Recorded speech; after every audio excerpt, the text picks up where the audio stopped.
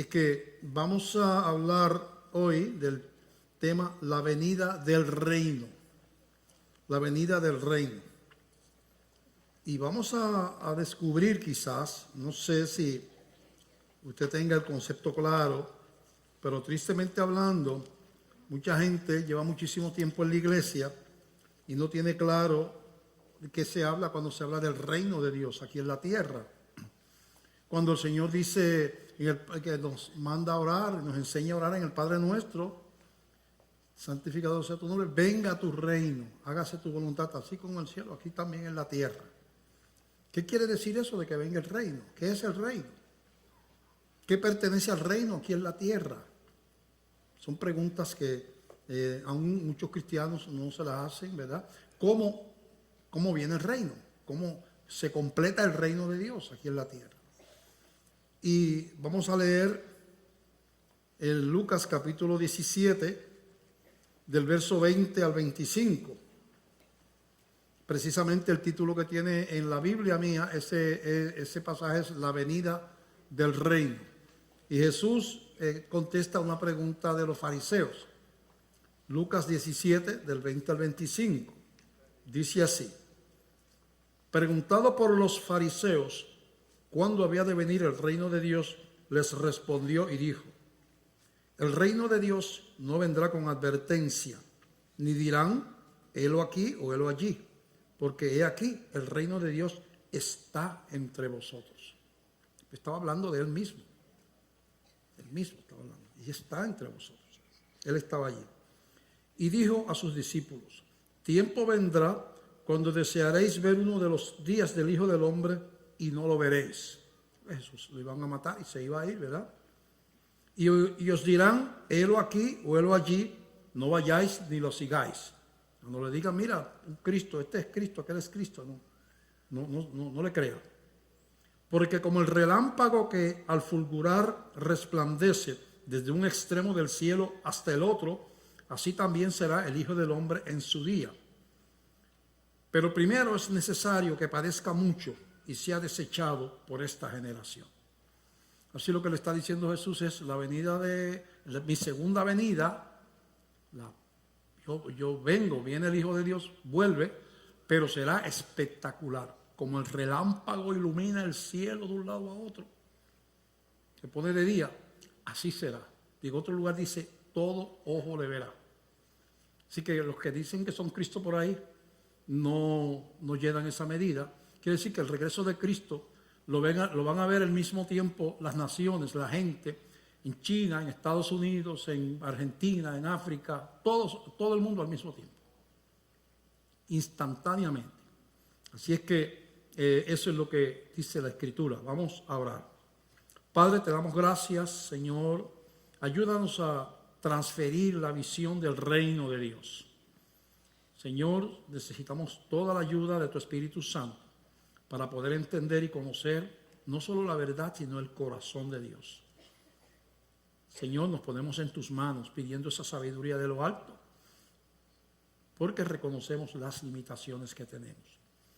Gracias, Señor, en el nombre de Jesús. Amén. Amén. Vamos a ver otro pasaje que está en Mateo 24, del verso 29 al 31. Jesús habla otra vez de la venida del Hijo del Hombre. Está hablando del venido del hombre de Jesús mismo. Se llama el Hijo del Hombre. Y es el mismo tema, pero vamos a ver otro ángulo aquí diferente. E inmediatamente después de la tribulación de aquellos días, quiere decir que viene una tribulación primero, antes del regreso de Jesús. El sol se oscurecerá y la luna no dará su resplandor y las estrellas caerán del cielo y las potencias de los cielos serán conmovidas. Va a haber caos en la naturaleza. Habla de terremotos, habla del mar comportándose. Dice que la gente tendrá temor por el mar y las olas. Quizás tsunamis, el mar metiéndose en la tierra. Son cosas que dice que van a pasar, ¿verdad? Y dice, las potencias de los cielos serán conmovidas. Entonces, verso 30, aparecerá la señal del Hijo del Hombre en el cielo, y entonces se lamentarán todas las tribus de la tierra y verán al Hijo del Hombre viniendo sobre las nubes del cielo con poder y gran gloria. Todas las tribus, toda nación, toda gente, de todo el mundo, ¿verdad? Y dice que lamentarán. Lamentarán porque los que no recibieron a Cristo ya no se puede, ya no es el tiempo, ya la puerta se cerró, ¿verdad? Y enviará sus ángeles con gran voz de trompeta y juntarán a sus escogidos de los cuatro vientos desde un extremo del cielo hasta el otro. Dice, juntará a sus escogidos de los cuatro vientos, quiere decir del este, del oeste, del norte y del sur, de todo lugar. Juntará a sus escogidos, ¿verdad? En otro lugar lo presenta como que los ángeles recogen la cosecha y el trigo va al granero de Dios y la paja, lo que no es de Dios, se quema, dice. Así que ahí habla de una redención para los de Cristo, los escogidos de Dios. Entonces, el reino de los cielos, lo que sobra de la creación de este mundo, lo único que sobra es la iglesia. Todo lo demás, instituciones de caridad, esto de todo, no, la Biblia no habla ni de orfanatos, ni de asilos de ancianos. Los que sean cristianos de ahí se van con el Señor, los que no sean cristianos son parte de los que van al otro lado a la condenación eterna, a la destrucción. Así, eso es lo que dice la Biblia. Viene a buscar a sus escogidos de Dios. Por lo tanto, el reino de los cielos, esa petición que dice el Padre nuestro que hagamos, Señor, venga a tu reino, hágase tu voluntad, ¿verdad? Venga a tu reino, es, Señor, que se complete, que se llene la casa, que los redimidos, los escogidos, vengan al conocimiento de Dios cuando se termine ese proceso y Dios diga, este es el número que yo conocía, esta es la gente que yo escogí, estos son los que es mi casa espiritual, estos son los que se van conmigo, ¿verdad? Estos son los salvos, los redimidos. Eso es lo que dice la Biblia. Juntará a sus escogidos, no dice a todo el mundo, a sus escogidos. Así que hay que entender esa verdad, ¿verdad? La Biblia nos describe a los cristianos como morada de Dios. ¿Por qué la Biblia nos llama a los cristianos morada de Dios? Bueno, porque la Biblia dice que cuando uno se convierte a Cristo, nos enseña la Biblia, al ocurrir el nacimiento espiritual, lo que hace a uno cristiano, lo que identifica a uno cristiano es que si usted se convierte, el Espíritu Santo viene a morar a su corazón. Usted es marcado, sellado, como posesión de Dios, como posesión adquirida de Dios. Entonces, sellados con el Espíritu Santo. Así que el que no tenga ese sello no es un escogido de Dios y por lo tanto no tiene redención. Dice la Biblia que no es por obras. Aquella persona que le daba $1,000 a los pobres todos los días, cuidaba enfermos desde las 6 de la mañana hasta las 10 de la noche, y no se convirtió a Cristo, va al mismo infierno que el que vende drogas. Porque la Biblia dice claramente que solo hay un camino y es a través de Jesucristo. Usted no puede decirle a Dios abusador. Si usted rechaza a Cristo y usted escoge otro camino, usted le está diciendo al Padre, Padre, tú eres un abusador, porque yo no necesitaba a Jesús. Fue un abuso tuyo mandarlo a morir en la cruz del Calvario. Yo me podía salvar a mí mismo porque yo soy bueno. Así que yo no necesitaba ese sacrificio. Eso es un mentiroso. La Biblia dice que no tiene pecado hace a Dios mentiroso. Todos somos pecadores. Todos necesitamos perdón de pecados. Todos. La madre ejemplar del año y el que es un asesino. Ambos necesitan arrepentirse y recibir a Cristo. No hay acepción ni excepción, ¿verdad? En Efesios 1, del verso 9 al 14, mira cómo habla de los cristianos como morada de Dios y como sellados por el Espíritu Santo. Dice así, dándonos a conocer el misterio de su voluntad según su beneplácito, el cual se había propuesto en sí mismo. El misterio porque si no fuera porque Dios los revela, no se habría de manera de conocerlo. Se llama un misterio aquello que necesita ser revelado por Dios para entenderlo, porque si no, no se podía descubrir, ¿verdad? De reunir, ¿cuál es el misterio? Misterio, reunir todas las cosas en Cristo en la dispensación del cumplimiento de los tiempos, así las que están en los cielos como las que están en la tierra, En Él es Jesús, en Él. Asimismo, tuvimos herencia. Usted hereda cuando es hijo. Es que hay una herencia espiritual para los hijos de Dios, ¿verdad? En Él tuvimos herencia, habiendo sido predestinados conforme al propósito del que hace todas las cosas, según el designio de su voluntad. Ahí habla de los escogidos de Dios. Es un diseño divino, escogidos de Dios. Dice, a fin de que seamos para alabanza de su gloria, nosotros los que primeramente esperábamos en Cristo, y ahí se está refiriendo el apóstol Pablo a los hebreos, que van primero al Mesías, porque tenían las escrituras, los demás pueblos, porque no eran hebreos, los gentiles, como se les llama, griegos, romanos, no sabían de esa promesa. Nosotros los que primeramente esperábamos en Cristo, en Él también vosotros, ahí hablando de los que no son, pero que se convierten a Jesús ya para el tiempo de a la iglesia nueva, ¿verdad? En Él también vosotros, habiendo oído la palabra de verdad, el evangelio de vuestra salvación, y habiendo creído en Él, fuisteis sellados con el Espíritu Santo de la promesa, que es las arras de nuestra herencia hasta la redención de la posesión adquirida para alabanza de su gloria. Esa arra, esa marca del Espíritu Santo es la marca de la herencia. Dice la Biblia, el que no tiene el Espíritu de Cristo no es de Él, aunque sea religioso, aunque sea bautista, que sea de lo que sea. Si usted no le da su corazón y no se convierte a Cristo, pues no es sellado.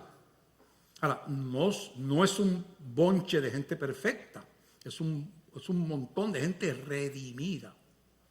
Porque los que somos de Cristo tampoco somos perfectos. Pero le dimos a Él nuestros pecados, le dimos nuestro corazón y Él camina con nosotros, nos disciplina, nos reprende, pero estamos marcados, sellados. Cuando se sellaba algún documento con el sello real, nadie podía quitar ese sello, porque era el sello real. Cuando somos sellados con el Espíritu Santo, Jesús dijo, mis ovejas oyen mi voz, yo les doy vida eterna, no perecerán jamás, y nadie las puede arrebatar de la mano de mi Padre. Es un sello imborrable. Imborrable. Entonces, estamos definiendo lo que es el reino. Sí, entonces, lo que tiene la marca de Dios, lo que tiene la herencia, es lo que es sellado con el Espíritu Santo. Podemos concluir que lo único que pertenece al reino de Dios en la tierra es la iglesia del Señor. Lo único que va a sobrar de esta creación cuando todo sea destruido son los redimidos, que dice que el Señor viene a buscar a juntar los escogidos de los cuatro vientos, de todas las confines de la tierra, ¿verdad? Eso es lo que hemos leído. Yo estoy diciendo algo que no compagina con lo que dice la Biblia, no me crea a mí, créale a la Biblia. Dije, eso que dice el pastor no es lo que dice la Biblia. Si yo lo tuerzo o lo digo de otra manera. Así que es la pasión de Jesús. Este mensaje, fíjate, muchas veces la iglesia no entiende cuál es el punto álgido, el punto de dónde está el corazón de Jesús, por qué Jesús vino a morir en la cruz del Calvario. Y hacemos muchas cosas religiosas, pero el reino, que es lo principal, se nos olvida. La venida del reino. Jesús, en Hechos capítulo 1, cuando resucita Jesús, del verso 4 al 9, Jesús le da una comisión a sus discípulos y se levanta y se va. Ellos lo ven cuando se pierden las nubes.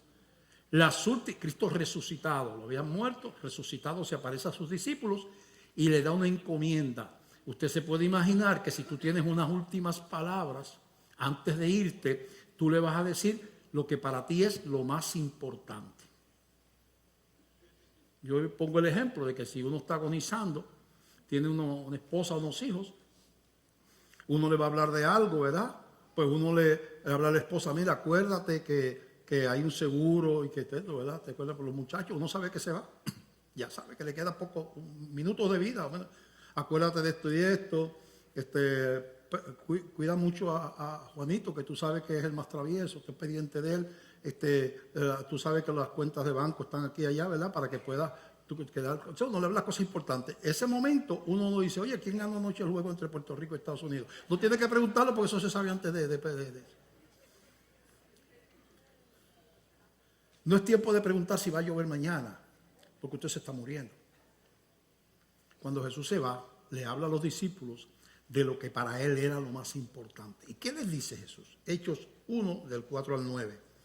Y estando juntos, les mandó que no se fueran de Jerusalén, sino que esperasen la promesa del Padre, la cual dijo, oísteis de mí. Él oyó, le había anunciado el Espíritu Santo que iba a venir cuando él muriera, ¿verdad? Sobre la iglesia. Porque Juan ciertamente bautizó con agua, Juan el Bautista está hablando, mas vosotros seréis bautizados con el Espíritu Santo dentro de no muchos días, lo que dijimos ahorita, que el creyente es morada del Espíritu Santo.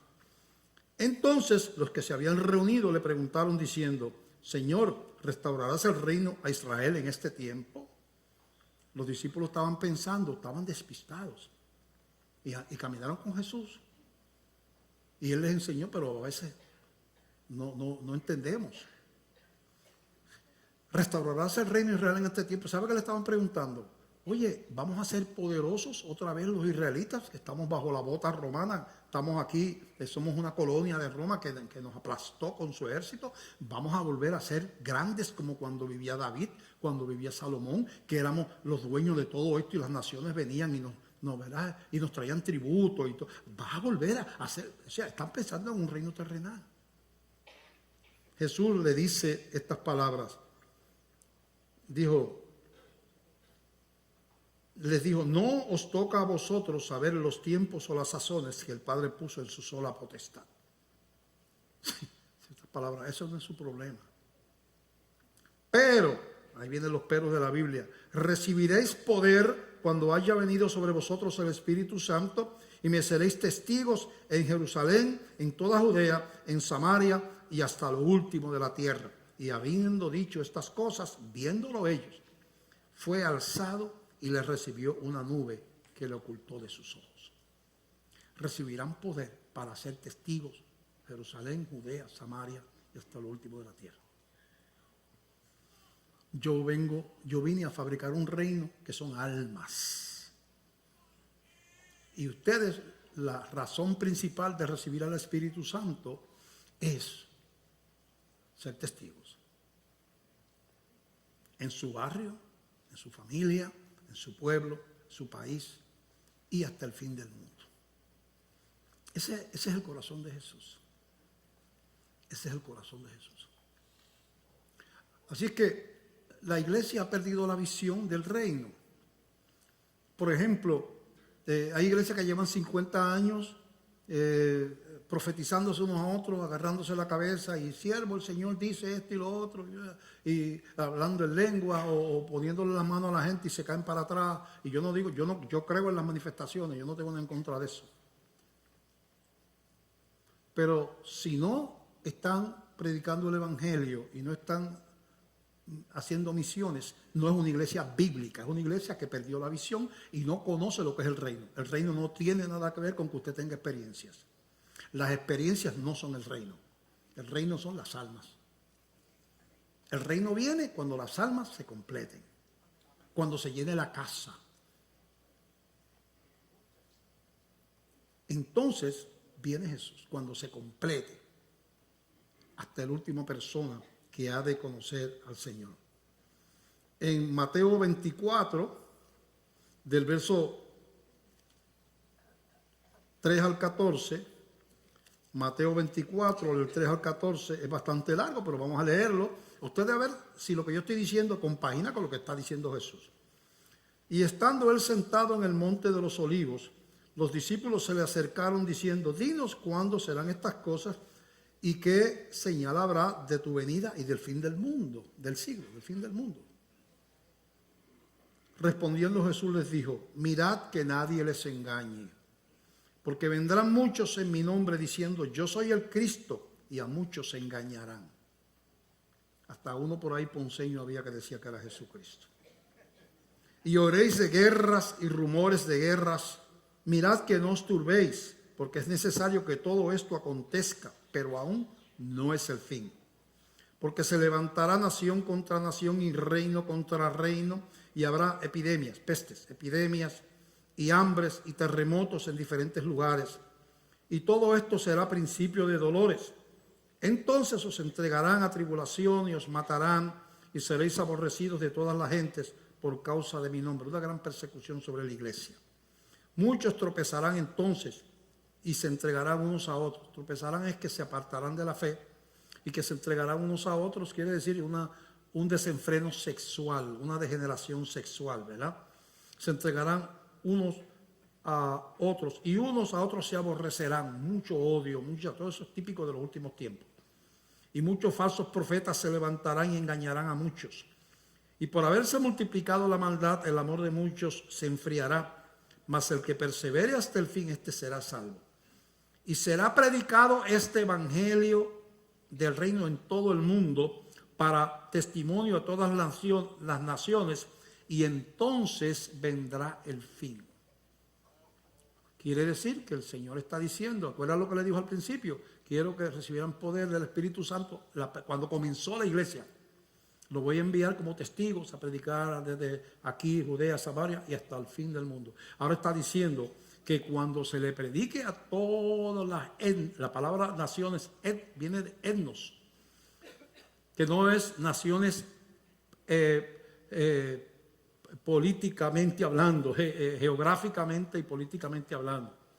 La palabra etnos son naciones, son grupos con afinidad cultural. Por ejemplo, en Brasil es una sola nación, pero viven tribus en la selva que nadie ni siquiera sabe que están ahí. Tienen a veces 25, 50, 60 miembros, hablan un idioma que no lo habla más nadie en el mundo, porque son tribus que están ahí desconocidas, tan grande que es el Amazonas. Constantemente se descubren nuevos grupos étnicos. Cada grupo de esos, esas 30 personas, 50 personas, es una nación en el aspecto este.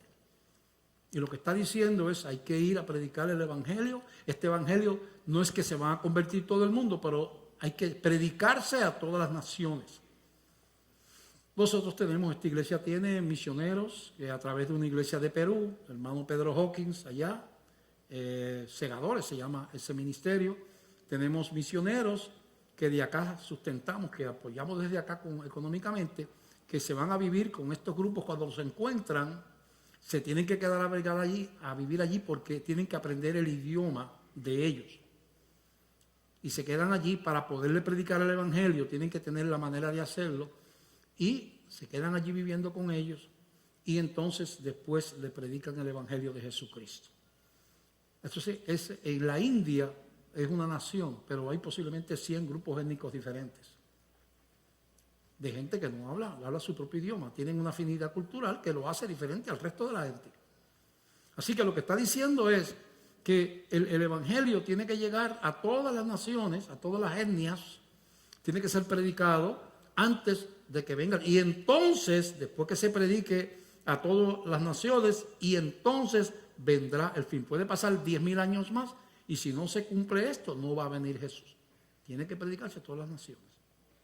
Así que es importante entender que el reino viene al mundo cuando se complete ese número de escogidos, ese número que Dios conoce.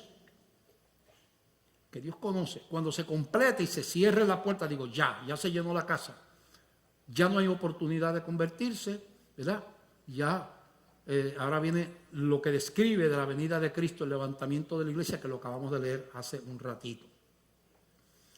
El fin del mundo está ya profetizado en la Biblia. Este planeta tiene, como usted cuando nace, que llevamos la marca, aunque estamos vivos, llevamos la marca de la muerte, porque la muerte es bien democrática, no discrimina. Todos vamos a pasar por ese, excepto aquellos que estén vivos cuando Cristo venga a buscar la iglesia y sean cristianos. Así que este planeta tiene ya profetizada su destrucción. Y lo único que va a sobrar de aquí es la iglesia del Señor. Toda institución, bueno, el planeta mismo va a desaparecer. ¿Dice eso la Biblia? Vamos a ir a 2 de Pedro, capítulo 3, verso del 1 en adelante. 2 de Pedro, capítulo 3, bastante larguito, pero léalo conmigo con calma. a ver si lo que yo digo lo está diciendo el apóstol. Lo dice también en otros lugares de la Biblia, pero estamos escogiendo un pasaje, no podemos leerlos todos. Segunda de Pedro 3, 1 al 14. Mira lo que escribe el apóstol Pedro. Amados, esta es la segunda carta que os escribo, y en ambas despierto con exhortación vuestro limpio entendimiento, para que tengáis memoria de las palabras que antes han sido dichas por los santos profetas y del mandamiento del Señor y Salvador dado por vuestros apóstoles. Sabiendo primero esto, que en los últimos días postreros vendrán burladores andando según sus propias concupiscencias. Gente que se va a burlar, que concupiscencia es inclinación al pecado, gente que la práctica del pecado como un estilo de vida, el placer, ¿verdad? Y diciendo, y burlándose de la iglesia, ¿dónde está la promesa de su venida, de su advenimiento? Porque desde el día en que los padres murieron o durmieron, la iglesia, los profetas, todas las cosas permanecen así como desde el principio de la creación. Ustedes están diciendo hace siglos y siglos que Cristo viene. ¿Dónde está? ¿Dónde está? Burlándose. Eso es lo que está diciendo aquí. Estos ignoran, esta gente que se burla, ignoran voluntariamente que en el tiempo antiguo fueron hechos por la palabra de Dios los cielos y también la tierra que proviene del agua y por el agua subsiste. Por lo cual el mundo de entonces pereció anegado en agua. Pero los cielos y la tierra que existen ahora están reservados por la misma palabra, guardados para el fuego en el día del juicio y de la perdición de los hombres impíos. Mas, oh amados, no ignoréis esto, que para con el Señor un día es como 1000 años, y 1000 años como un día. El Señor no retarda su promesa, según algunos la tienen por tardanza, sino que es paciente para con nosotros, no queriendo que ninguno perezca, sino que todos procedan al arrepentimiento. Todos los elegidos, todos están dispersos por las naciones, y tiene que llenarse la casa, ¿verdad? Pero el día del Señor vendrá. Mira lo que pone el apóstol Pedro aquí. El día del Señor vendrá como ladrón en la noche, es decir, sin avisar. El ladrón no te llama por teléfono para decirte que te va a robar. Vendrá como ladrón en la noche, sin avisar, en el cual los cielos pasarán con gran estruendo. Escucha qué cataclismo, qué cosa más terrible. En el cual los cielos pasarán con gran estruendo, y los elementos ardiendo serán deshechos, y la tierra y las obras que en ella hay serán quemadas. ¿Cómo Dios lo va a hacer? Una expansión del sol, una terrible explosión solar. Dios lo hará, o sencillamente fuego y ya está. Él lo dice y ya está.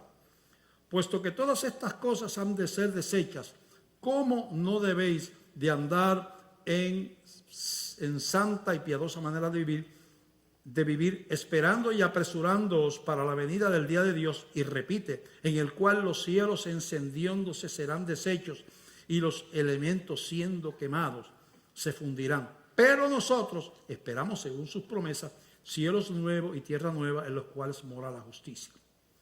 Quiere decir, cuando ocurra en la final cosecha, junto a sus escogidos los 4 vientos, venga la destrucción de la tierra, habla de una nueva creación, donde habla de mora la justicia, diferente, sin maldad, ¿verdad?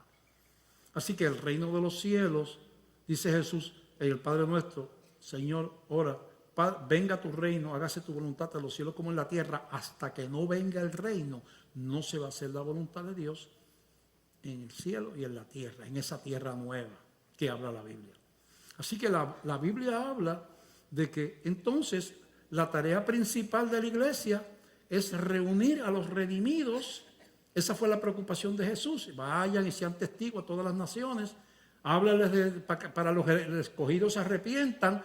Vayan juntando, llenando la casa. Las parábolas que hay en la Biblia que tienen que ver con eso, como la parábola de la fiesta de bodas. Y habla del Señor que hizo las bodas, invitó a sus criados a invitar, y unos no fueron por esto y lo otro. El Señor le dijo, vayan por las plazas y busquen a los cojos, a los que sean, y tráiganlos y que se llene mi casa. La parábola de los talentos, que Dios está hablando a los hijos de Dios. Dios nos da una vida. Talento no es capacidades innatas de habilidades. En la Biblia talento era una moneda. Está diciendo, se te dio, el dueño te dejó un dinero para que lo administraras y le devolvieras las ganancias. A cada cristiano se le da una vida para vivir y el Señor espera. Aquí las ganancias no son económicas. A Dios no le podemos entregar dinero, Señor, Él no lo necesita. Las ganancias son almas. La iglesia bíblica tiene que amar a la predicación, tiene que, si quiere agradar a Dios, tiene que tratar de que se llene la casa y que el reino de los cielos venga. Y eso implica almas. Entonces, lo que esté sabiendo eso, puede hacer muchas cosas religiosas, puede desviarnos del propósito original. Puede desviarnos. Podemos caer en un amor a la iglesia local. Quiero tanto a la iglesia de Glenview que pues vamos a invertir el dinero en la iglesia de Glenview. Pero ¿y las misiones? No, pero aquí se necesita. Lo que tenemos son unas guaguas, ¿verdad? Unos minibuses viejos ya. Yo creo que el más nuevo que tenemos nosotros tiene más de 10 años, 15 años ya. Pues vamos a comprar vehículos nuevos. En el presupuesto, tanto para salario, tanto para esto, tanto para otro. Y para misiones, no sobró nada para misiones. ¿Qué indica eso? Que aparentemente estoy amando a la iglesia, pero estoy en desobediencia.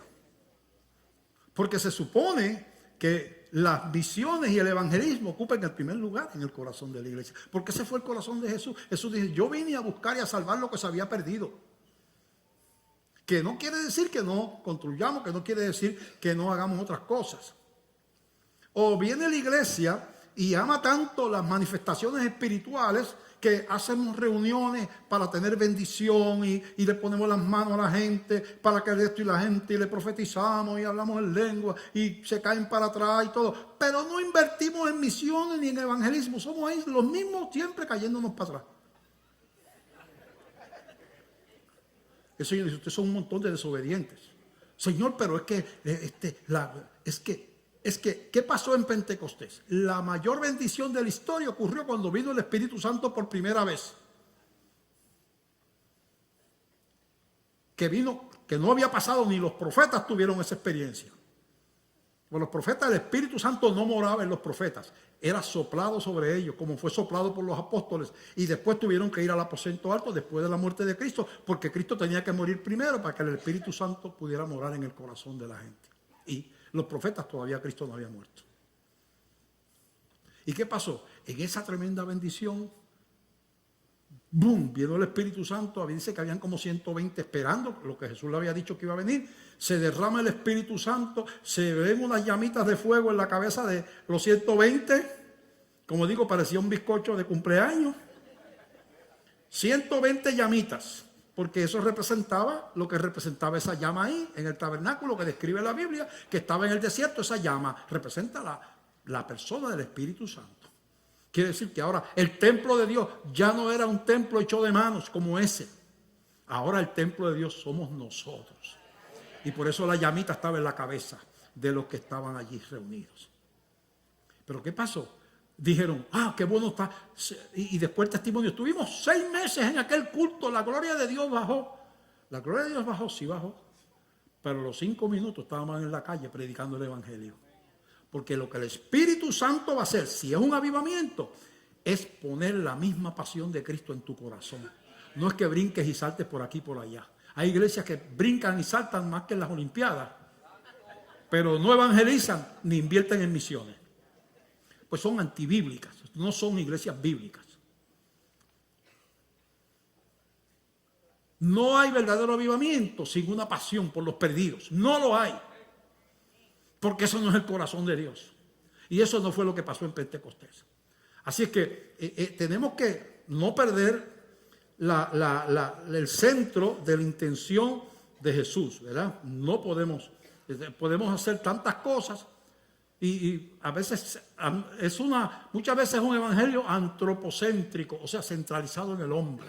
y tú verás y Dios te va a bendecir y te va a dar prosperidad y Dios quiere que todo es nuestro, somos cabeza y no cola y esto y lo otro y Dios, tú le pides al Señor riquezas y Dios te las da. O sea, en otras palabras, toda esa muerte de cruz era para que tú estuvieras, para que el sueño americano se cumpliera, tío, de codicia y de amor al dinero. Hay iglesias que lo que tienen es un culto al Dios del dinero. No es la pasión por las almas. Ven las almas como fuente de ganancia y cuando llegan es hablarle de que si tú le das 100, Dios te va a dar 1000, siembra y siembra y siembra para que tú sacas, no para misiones, para esa congregación y para los líderes. Entonces se pierde la visión, se pierde la visión. A veces defendemos tanto la denominación que no podemos invertir en el reino si no es de la denominación, incluyendo la mía, no, nuestra, que somos bautistas del sur. Vamos a la India, vamos allí, vemos unos misioneros que están allí, que quieren trabajar, que conocen a Cristo, que son cristianos, sacrificados, y dice, bueno, yo le puedo ayudar, pero la pregunta es, ¿y ustedes son bautistas del sur? No, no sé, ¿qué es eso? Que en la India no se conoce. Somos cristianos. Ah, pues no te puedo ayudar. Porque yo solamente ayudo a los bautistas del sur. No tenemos concepto del reino. El reino tiene nombre y apellido y es la denominación de nosotros. Y los altares son altares, aunque sean altares religiosos, siguen siendo altares. Y al único que se merece que se levante un altar es al Rey de Gloria que se llama Jesucristo. No hay iglesias ni hay denominaciones tampoco. Tristemente hablando, la visión misionera muchas veces está obsoleta. Voy a hacer una breve historia. La iglesia en el año 300 y pico, la iglesia primera, fue una iglesia sacrificada, murieron como moscas porque el imperio romano era el que controlaba todo el mundo donde se desarrolló la primera iglesia y los quemaban en la hoguera, los pasaban a espada, los crucificaban, los echaban a los leones, les torturaban, los metían a la cárcel. Ellos seguían predicando, una iglesia poderosa. Y llegaron a impactar el imperio romano y se multiplicaron tanto, aún bajo esa persecución, que vino un emperador llamado Constantino y se dio cuenta que él no podía seguir retando a ese grupo de cristianos tan grande que se había hecho. Y él entonces abrió el imperio a la iglesia. Él dijo que había tenido una visión y que entonces ahora él era cristiano y él descriminalizó a la iglesia. Y ahora los líderes religiosos, en vez de estar escondidos en las catacumbas, y ahora estaban sentados en los banquetes con la gente. Los jerarcas de Roma, los pastores de Roma empezaron a tener acceso a la corte y la iglesia se empezó a contaminar. Pronto la iglesia de Roma dijo, aquí todas las provincias obedecen a Roma, que es la sede del imperio. En las provincias se hace lo que se diga en Roma que se haga. Nosotros somos la iglesia de Roma. Por lo tanto, todas las iglesias, que antes no era así, no había iglesias que mandaran a otros, ni apóstoles que fueran superiores de nadie. Todas las iglesias tienen que responderle a la iglesia de Roma. Y se empieza a morir aquella iglesia niña, sencilla, de donde todo el mundo era igual, y empiezan los jerarcas, empieza la jerarquía, empieza a aparecer el oro en los templos. Pronto empiezan a aparecer estatuas que la iglesia y el primer mandamiento de la Biblia rechaza y prohíbe. Empieza como los romanos estaban acostumbrados a adorar a los dioses y los griegos, ¿verdad? A Zeus, a Júpiter, a Diana, lo tenían diferentes dependiendo si fuera Grecia o Roma. Pues entonces se introducen, ya no podemos poner una estatua de Zeus o de Júpiter en la iglesia, pero pongamos una del apóstol Pedro, pongamos una estatua una estatua de Jesucristo. Es idolatría igual que si fuera de Júpiter. Postrarse ante una estatua de Jesús es igual de idolatría que postrarse ante Júpiter, porque está prohibido postrarse donde obra de manos. Las cosas que hacen los hombres no se adoran, se adora a Dios. Tú no sabes si el que hizo, primero, que no sabes ni siquiera si se parece al que está representando. Segundo, tú no sabes si el que hizo esa estatua le daba a la esposa, violaba niños, porque tú la compras en algún lugar. Y tú entonces te pones a postrarte y a pedirle cosas a un canto de yeso, de madera, lo que fuera. Y dice, pero es que Dios no es poderoso para escucharme. Yo tengo que tener algo físico delante. Entonces Dios no es omnipresente. Si Dios es omnipresente, ¿para qué yo le tengo mandar que razón con un pedazo de yeso? Entonces la iglesia se prostituye. Bueno, así encuentra el mundo la reforma protestante. En Europa, en Alemania, surge un hombre llamado Martín Lutero, sacerdote, un hombre que era sincero en su fe, un hombre serio.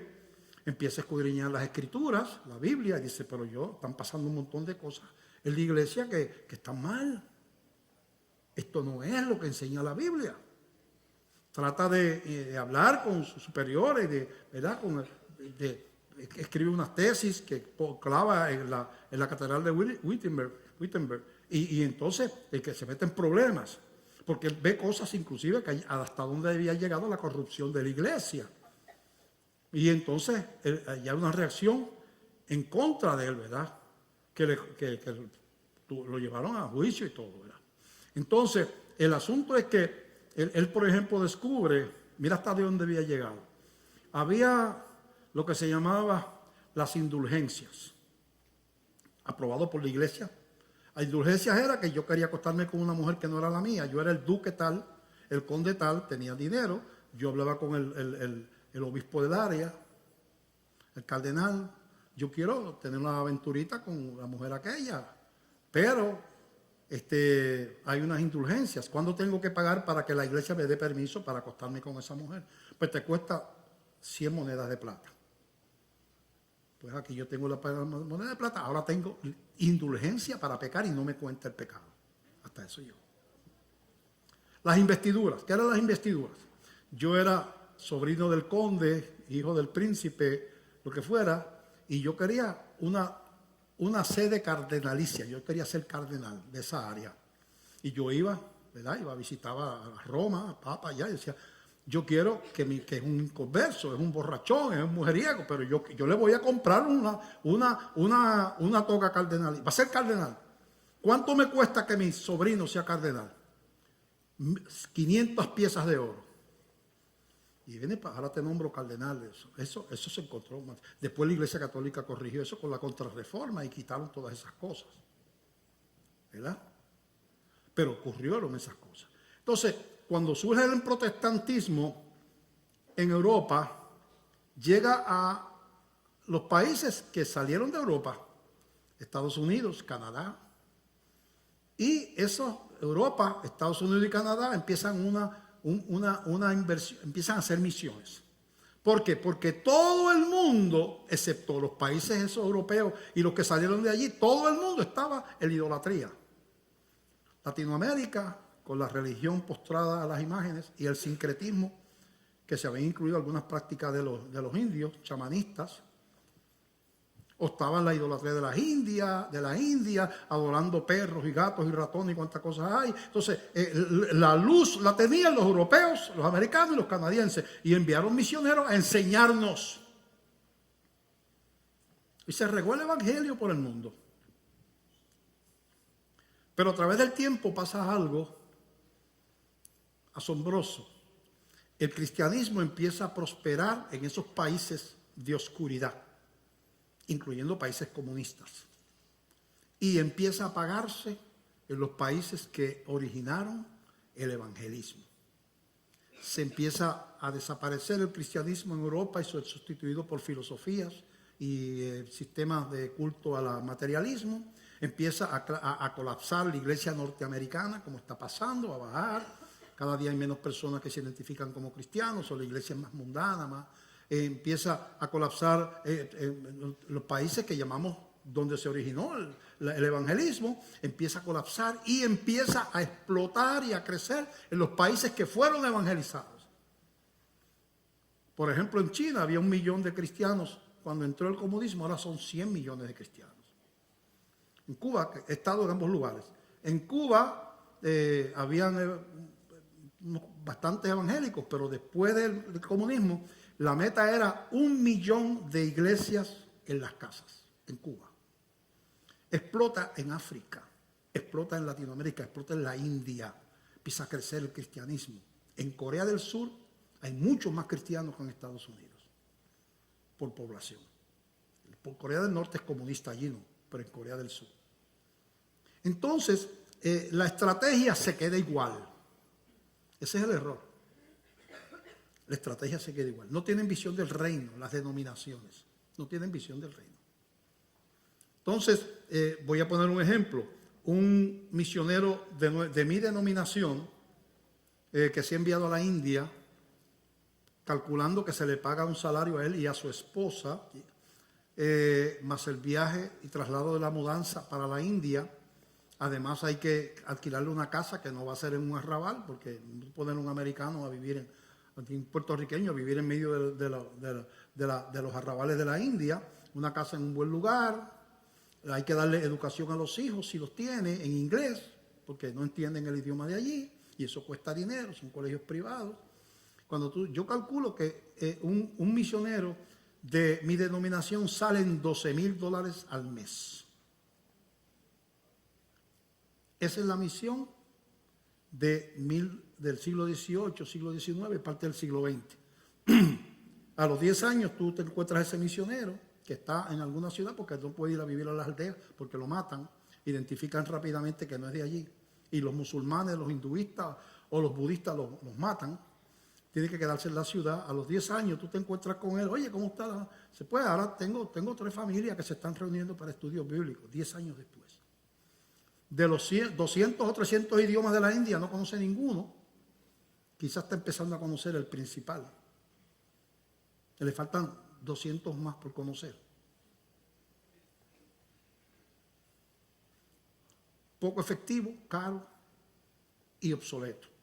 Pero ¿quién le dice a mi denominación que cambie? Yo ni siquiera lo voy a intentar. Tienen que ser bautistas. Tienen que estar, ¿verdad? Pasar un filtro doctrinal, etcétera, etcétera, etcétera. Entonces, 12,000 pesos. ¿Cuánto cuesta sostener un misionero? Ahí hay un ministerio que yo me quedé en la casa de él, allí en la India.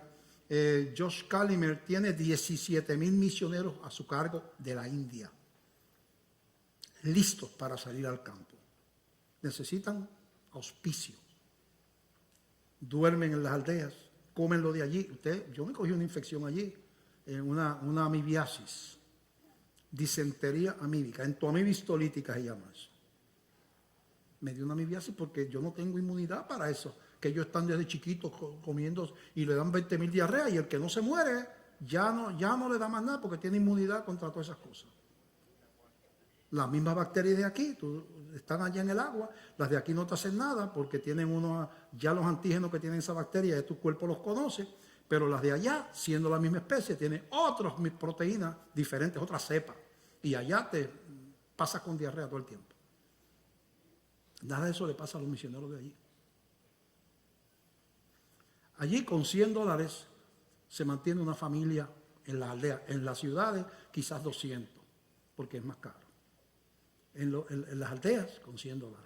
Quiere decir que ese misionero que le cuesta $12,000 mensuales, con esos $12,000 mensuales, tú a $100 por cabeza pones 120 misioneros a trabajar.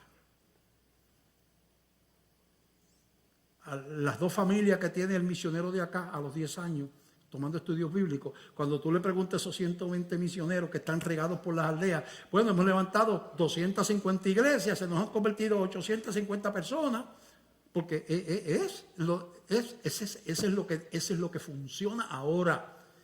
El tiempo de la misión colonial pasó.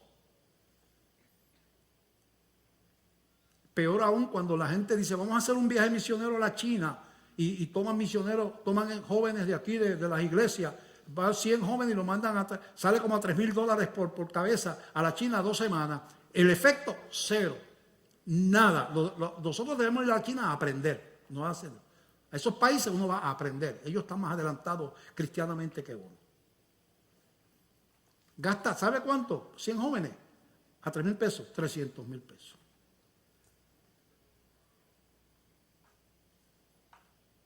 Digo, a 3,000 pesos, sí, 300,000 pesos. 2 semanas, con eso tú metes en la China 200 misioneros por 5 años. La iglesia tiene que aprender. Es urgente que usemos inteligentemente, porque es que tenemos que llenar la casa. Para que el reino venga, hay que llegar hasta el fin del mundo, iglesia. Hay que amar lo que Cristo amó. Hay que esas almas, Jesucristo las parió con dolor en la cruz. Lo insultaron, lo torturaron y Él lo siguió amando y nos siguió amando y nos siguió amando al perdido. Yo vine a buscar y a salvar lo que se había perdido. Yo no vine a buscar justos, yo vine a buscar pecadores, dijo Jesús. Y por eso cuando Él se va a despedir, se va a levantar, dice, la razón del Espíritu Santo es que reciban poder para ser testigos.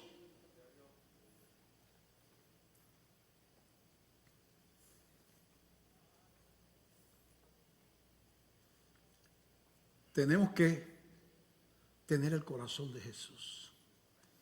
Yo le hago una exhortación a los pastores que nos están viendo. Nosotros en esta iglesia tenemos una visión que compartir, que yo le ofrezco. Me siento con usted, yo le digo, ¿qué hacemos nosotros? ¿Cómo lo hacemos? Ahora mismo estamos apoyando a 335 misioneros, creo que es algo así. Pero ya yo pedí 30 perfiles más. Perfiles es lo que me envía la agencia misionera. Ellos visitan, localizan esos misiones, esos ministerios, y entonces ellos nos entregan los perfiles que tiene el retrato del misionero, dice dónde está, qué es lo que hace, cuál es el país, y de ahí entonces nosotros, por eso es que yo he ido a esos viajes, porque yo he ido con la agencia misionera, yo he ido con Christian Aid y he ido con Global Commission a estar seguro de que el dinero se está usando bien, que son ministerios serios. Eso fue que fui a Rusia, estuve en Rusia, estuve en Ucrania, estuve en China, estuve en la India, estuve en Bangladesh, un montón de sitios, hasta allá arriba en el Himalaya, por allá, me trepé yo. Y he comprobado que la esperanza de la iglesia de que el reino se disperse la palabra está en ir a las naciones. Recordando, si tú llegaste a este lugar, que lo que Dios va a reunir son a los escogidos de Dios. Que si tú no has entregado tu vida a Cristo, tú no estás en esa lista.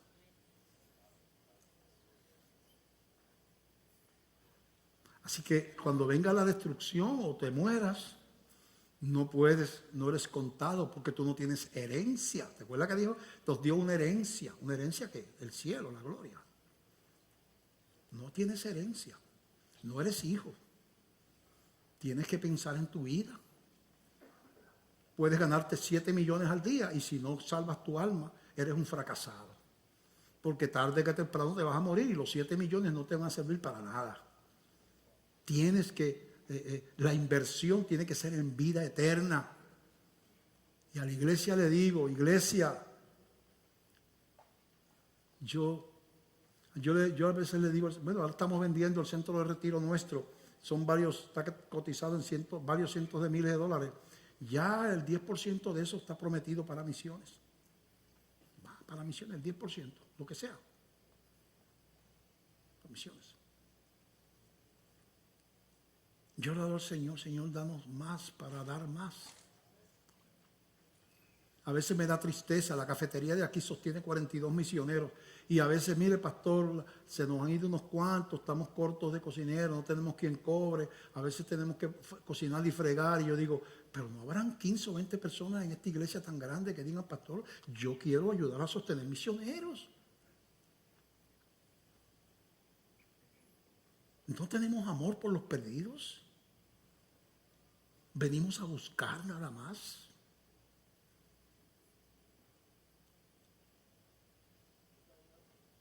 Yo le pido al Señor que nos abra los ojos y le abra los ojos a la iglesia puertorriqueña. ¿Sabe cuántos misioneros podría sostener la iglesia puertorriqueña? Pensando con los... Greenview va para 400 antes de 2 o 3 meses. 400 misioneros que vamos a ayudar a sostener. A veces sostenemos completo, a veces lo que damos es la mitad o un poco más. Y otra iglesia lo aporta por otro lado, ¿verdad? Muchos de ellos los sostenemos completo. Muchos pues ayudamos a sostener. ¿Dónde está nuestro corazón con relación al corazón de Jesús? Vamos a orar. Padre, dice la Biblia que el pueblo perece por falta de visión. Señor, la iglesia de Puerto Rico podría sostener más de 100,000 misioneros. Si en el tope de la lista, cuando hacemos el presupuesto, en vez de al final, si está, muchas veces no aparece, pusiéramos dinero para misiones, una inversión de fe, primero. Señor, danos tu corazón, Señor. Ese amor por los perdidos, ponlo en nosotros, Padre. Esa visión del reino, Señor, ponla en la mente de esta congregación. Queremos aprender a amar a los hijos del reino, aquellos que todavía no han entrado por la puerta, Señor. Amarlo como tú los amaste cuando diste tu vida por ellos, Señor. Ayúdanos, Señor. Perdónanos.